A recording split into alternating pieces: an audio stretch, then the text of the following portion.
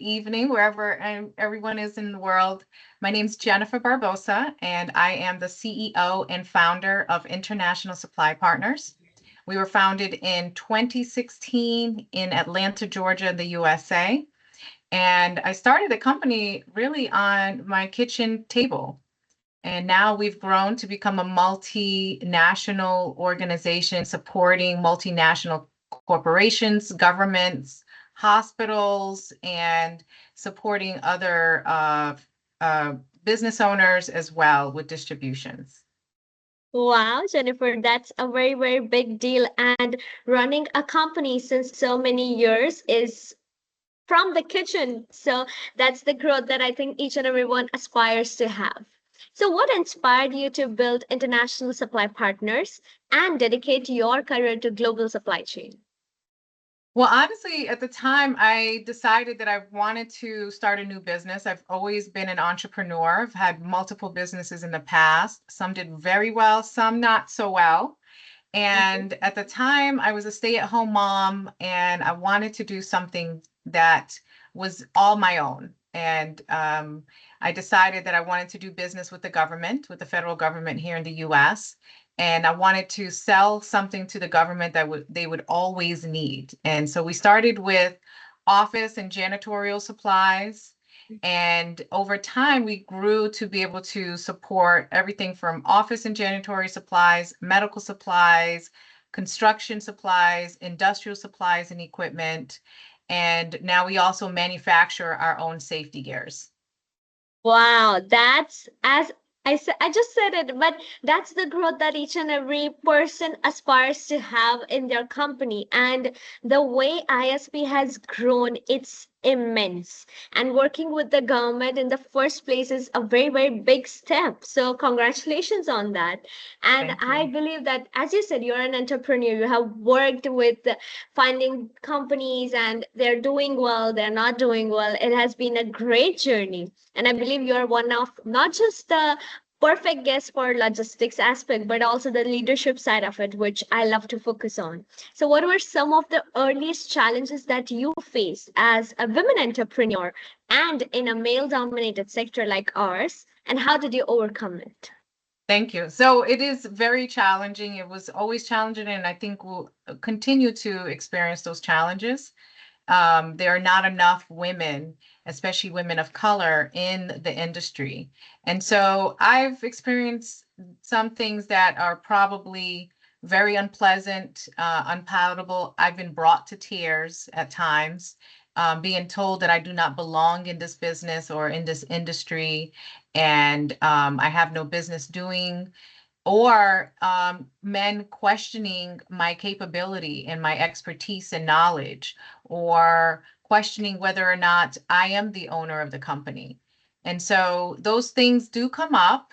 But what I always have learned and said to others, especially the women that I coach who are looking to build successful businesses, is you have to have conviction and belief in yourself.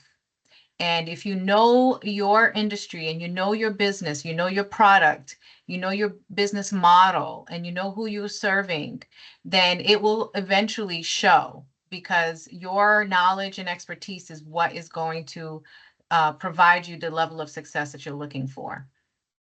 Definitely. And thank you for letting us know that. The way I understood it is that if you know what you're doing, it gives you that confidence to be out there and not let anyone question you. Like people will try to move your belief in your own self, not just the company. And I think that is going to be taking a toll on you in the longer run. But the way you put it, if you know what you are doing, then it's not that easy for someone to move you.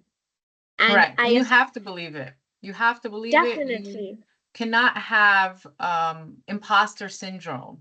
And I think that's something that true. we women come across with Yeah, ourselves all the time. And you have to definitely. have confidence that you do know what you're talking about. Definitely. Like for me, I just started like my master's 6 months back, and the first thing I was so when I considered the sector for like my specialization, it is global logistics, and each and every friend of mine was going for finance, accounting, marketing, and even when I took this, I got told they were like, okay, good for you, but you are aware, right, that it's a male-dominated sector. That as a woman, your journey is already tough when it comes to building a career and you want to sign up for something like this, like, are you sure? And Mhm. all of those things do get to you. Like, you, for the first time, I was trying to be sure of something that I was signing up for, the specialization, and then all these words being thrown at me, and I was like, okay, I get it, and I am aware of it, it's true. But I need to build my own confirmation bias by talking to successful women like you who have established themselves. So if they can do it, I can do it. And I thought that if I need that, I need the um, presence of successful women to get that confirmation bias. Somewhere down the line, the other people around me, other girls, other women also do feel the need to see that. Okay, okay, there are women out there who are succeeding. So it's possible. It's not something which is just in the head. And thank you for Absolutely. joining me today. You are genuinely proving it correct that it is possible. And It is. It yeah, is. It and is. I And I will say see. this, we Mhm, women, we mhm, have unique skill sets that are innate to us. Ability to have focus to details, ability to be able to manage multiple tasks and true. responsibilities at the same Mhm, time. And having the level of empathy and compassion also allows us to be able to build strong relationships with our clients, with our team members, with our staff, and those things matter in order to be able to be successful. definitely. And I think as women, we know how to communicate, multi-manage, and still not like get overwhelmed with it very quickly. We do get overwhelmed, no doubt. But as Yes, moms, as wives, women are already playing so many roles without even realizing it that we do it. So we do have yes, that special skills. And what I heard and also experiences is like we communicate better to a certain extent than men do in certain cases, and that should give us an upper edge somewhere down the line. absolutely. Yeah. Absolutely. And you have to recognize that. I think True. if we focus on leaning in to what is natural to our character and our abilities, and bring in those skill sets and knowledge and empathy and care that we have with our family, with our friends, with ourselves and day to day, and present that and come and show up authentically, and along with knowing what you are doing and being confident that you know what you know, and also being humble enough to learn and gather the information in areas that we're not as knowledgeable, you will always be successful.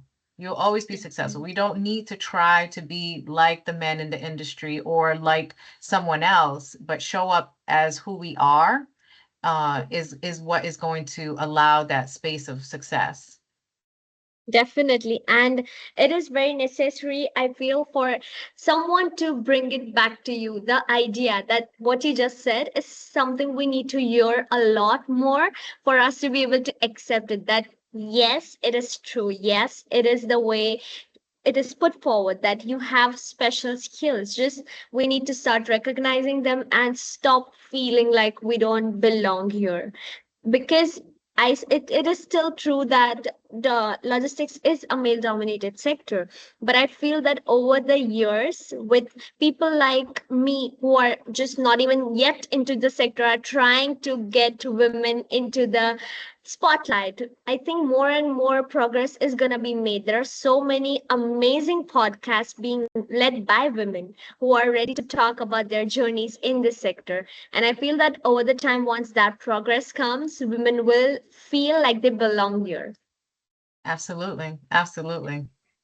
And you are known for your advocacy of inclusive leadership. So, what does inclusion mean in the context of global supply chain teams? And how do you build environments where people feel empowered to contribute? Well, I absolutely believe that our general and collaborative success lies in including everyone, from different cultures, from different backgrounds, from both men and women, and people of color. I strongly believe that this world, if we, especially in logistics, especially in supply chain, we have to make sure that we include everyone that looks like everyone that we impact in the industry. And those experiences, those knowledges, is what is going to make things move, because we're able to lean on each other to be able to consider different perspectives and positions and vision and ideas. And I believe that when you do that, you become better as a collective, and the system works better as well. It's if we are working in silo or we are exclusive because of whatever reason, it you miss out on opportunities of improving, of innovation and growth on all levels. And so I truly believe we have to continue to push and make sure that we have people that look like us and inspire other young women, other students, people from all over the world to be a part of it, because supply chain logistics, it is world impacting. And so we have to include everyone around the world. Definitely. And the way you explained it beautifully, it really does sound like your company is doing a perfectly awesome job. And the way it has grown, it's a proof and like actually output of how inclusive you have been about your teams. And the way I like to see it is that if there are more and more people like you who are ready to include each and every person, welcome new different nationalities, ideas, perspectives, then it does lead to growth. Although it might be like it's hard to accommodate each and every person's ideas and words, but if it's possible, then it does lead to a big change. A bigger picture is achieved. And ISP emphasizes global reach. So, can you tell us more about how you have navigated through building strong, reliable partnerships across borders, cultures, and industries? Well, I think the first thing that we do is our team is global. And Mm-hmm. so we have team members in Asia, in Africa, in South America, and here in the US. So that allows us to be able to have different perspective, considerations, understanding what's going on around the world. Secondly, we focus on building relationships with our manufacturing partners, with our distribution partners, with our logistic partners, with everyone, every industry, every company that we work in and work with. We want to make sure that we have alignment. And that allows us to be able to build strong relationships, because when things don't go wrong, which often happens in logistics, right? We have the ability to have the lines of communication to be able to find solutions collaboratively, as Mm-hmm. opposed to trying to fix something that we can't control completely on our own. And so that allows us to be able to um, improve and align and allow success for all stakeholders. Wow. And so that's what we strive for. That's why the company is named International Supply Partners. Partners. We want to partner not just with our uh, logistics and manufacturers and all of those vendors and suppliers that we work with, but also with our customers, understanding what their needs are in their industries and who are their stakeholders. All of those things matter, and so you have to be in a partnership mindset, internally and externally. Thank you, Jennifer. That was a very important lesson. I think that I and each and every person who aspire to build their own company in future, we're going to remember that it should be partners and not just a relationship for business purposes, I would say. Correct. Knowing that the bigger picture is ensuring the better delivery, better quality, rather than just an exchange of, I would say, work. And Absolutely. And you have been very vocal about how sustainability is very important. It's often seen as a buzzword, I would say, and but you have made it a core pillar. So what does true sustainability in supply chains look like to you, and how do you practice it through ISP? So first of all, I would say we've been practicing sustainability. It's been even a subconscious aspect in regards to our business, always looking for ways that we can improve what we supply to our customers and understanding that. So what comes with that is understanding the quality and value and the longevity, the pricing, and how it impacts the environment all in the same manner. Additionally, because we have global partners and a global team member, we understand that what works in certain parts of the world with sustainability and how they operate, their level of sustainability is some oftentimes what we need to adapt in other parts of our business and the customers that we serve. In some areas of the world, they're much more considerate and conscious of the earth, and we have to adapt that because that is where we are moving towards, and we have to be change makers, and we have to take responsibility in what our business and the work that we're doing and the impact it has on a global scale, and also translate that and transfer it to the services and the products that we provide to our customers as well. ESG is something that, like you said, it can be a buzzword, but it's an important thing. And True. when multiple nationals come together to discuss, this is what we are going to do collaboratively to protect our world, to protect the communities, to enhance the quality of life for all people, we have a responsibility to make sure that we are doing our part in participating and being proactive and taking initiative as often as possible. Wow, that does put it very beautifully out there. And I think it's just when companies see that practicing sustainability is going to lead to long-term growth, not just for the society, but also for their own companies. It's more like work together, that sustainability is going to give you long-term results because it helps with creating credibility for the company. It helps with showing how much the company cares, not just about their own profits, but about the whole earth. So Absolutely.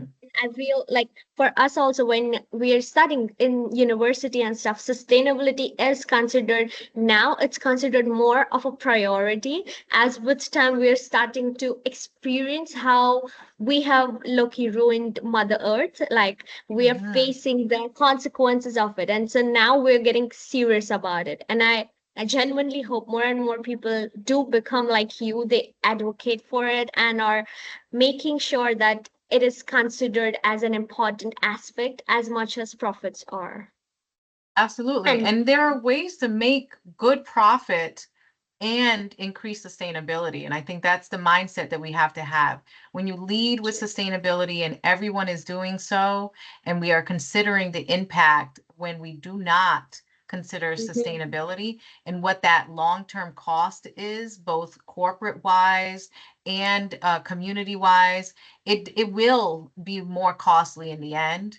And it will require a lot more work and effort, so sure, leading with that and being intentional in everything that we do, and that includes how we operate as a business as well, the definitely. energy, the supplies that we use internally, all of those things matter, and we have to practice what we are looking to provide and preach to our customers and our counterparts. Definitely. And it is very important to have leaders like you in the sector and as people who are running big companies, because the way you think, the way you have presented all the answers today, it shows the kind of amazing, awesome leader that you are.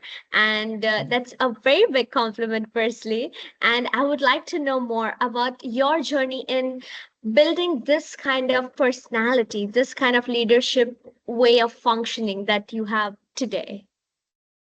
Well, I think it's a great question. And the first thing I would say is I'm constantly trying to find ways to improve as a person, as an individual, and learn and grow from my shortcomings, my flaws, my failures, areas that I'm not as confident, and also to allow grace myself and use that as a platform in the relationships that I build with my team and others. And looking at people as human beings, as individuals, as caretakers, as friends, as family members, and the people who are surrounding them that care for them and also rely on them. And so we look at that in our company internally with our staff, understanding, as a single mother, if I have staff that are also parents, I stress to them, your family and caring for your children come first. And True, you should never feel or be looked at as inadequate to true, our team because you have to take care of a sick child or a sick true, parent or a sick spouse. Those things come first because you're working to take care of those people that you love. So that's the first and most important thing to me because I know what it feels like to have to feel like you may have to apologize to take care of your child. So I don't want my team members to feel that way. And then also self-development. I encourage true, my teams to find areas to improve and grow in who they are and also in their skill sets and their personal careers, and then understanding what their long-term goals are. It may not necessarily be to work with our company forever, true. but I want to be able to be a platform and a catalyst to be able to help them reach their personal goals and career goals as well, whether or not it is with ISP in the long term. And I think letting them know that and then providing opportunities for them to improve and escalate and elevate in those areas, I think is important too. And then doing that with our customers. Rather than just taking an order, we want to understand what are their goals, what are their initiatives, what's important to them, who are their stakeholders and their end users and their customers, and how can we participate in providing the best products and experience to the end users as well. Wow. You are the kind of boss that I would really want for myself in the future, who understands Thank that you. family does come first, who understands that I have my own personal set of skills and goals that I would like to work on, and is supportive of it because it is necessary. When I have been told so much about how mentorship does play a very big role in your growth. And I think you are the kind of mentor everyone would want, who understands that yes, I'm working for your company, but at the same time I have certain other goals that I would like to work on. And if even in that aspect I could get the support from my work mentor, then that would be so perfect. And the way you are, the way your journey has been, it's so inspiring. Thank you for making us aware of how the whole idea of building a company, facing the setbacks, and still improving is so awesome. And the way it shows out in the big picture, the whole struggles, the whole victories, it just painted so beautifully for you. And I would love to know, what is that final piece of advice you would want to give a 22-year-old like me and many other girls who are aiming to step into the world of supply chain and building something of their own just the way you did? Absolutely. No, I am a huge advocate of getting more young women, students, and people of color into the industry. And there are so many different career paths that one can take. And the advice that I would give is first, believe and have confidence in yourself. And I know it is often difficult, especially when you may be in an industry or surrounded by people who don't look like you, don't have the same experiences, or understand what it is to be a young woman or a person of color. And secondly, to give yourself grace that you have room to grow and you are allowed to make mistakes. And your only responsibility is to learn from those experiences, both good and bad, and find ways to elevate and grow from them and continue to work on developing yourself. And then also work on seeing yourself as the person that you want to be, and working and operating in that space. So if you see yourself as a business owner and a leader, then start to behave in that manner, in the way that you want to be seen and accepted and responded to. And if it's you want to be the best in your skill set or your career, then make sure that you are doing everything to be an expert in that. Learn and learn and learn as much as possible. Expose yourself to as many experts in that industry as possible. Ask as many questions, and find out as much as you can on where you can be best with your skill sets that align with the lifestyle that you want to live, with the type of person you want to be, the quality of your work-life balance, and all of those things matter. So whether you want to be a mom, a wife, independent business leader, a business owner, regardless of what it is all okay. And as long as it aligns with what you want and not what other people tell you it should be, and you work towards that, you will be successful. Absolutely.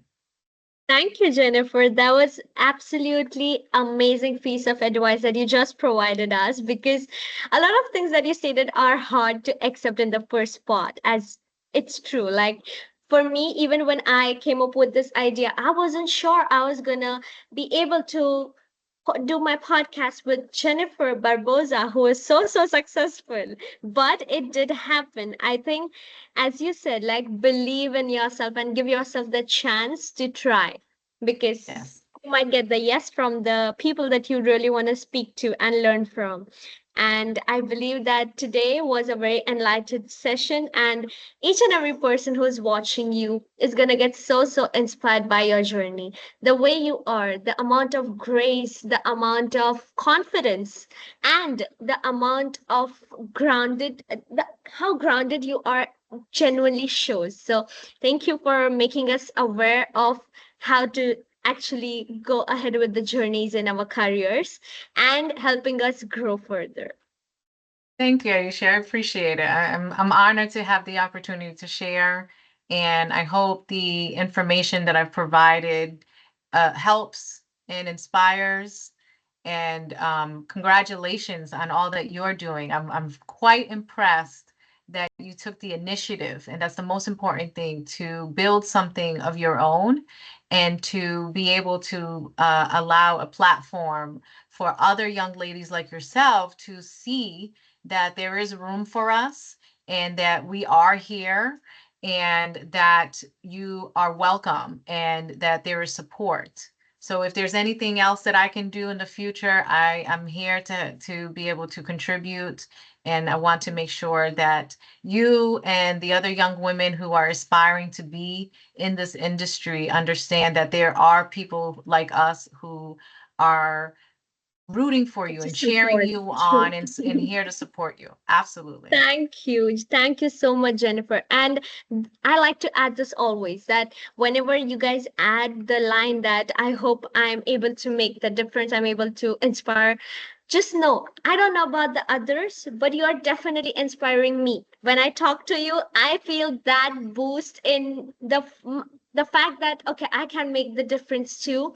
I learn from each and every episode so much. I feel that sense of confidence rising within me, that okay, this journey was different, that's how they handled it. And each and every person is able to provide so many different ways of seeing things, and each and every one of them is so inspiring. Like the way you spoke today, I was like, oh my god, this woman is Mhm. so perfect. And it we learn a lot. So if not many, one person is getting affected for sure. So thank you for making that difference in my life. Thank you so much. I'm honored. Thank you.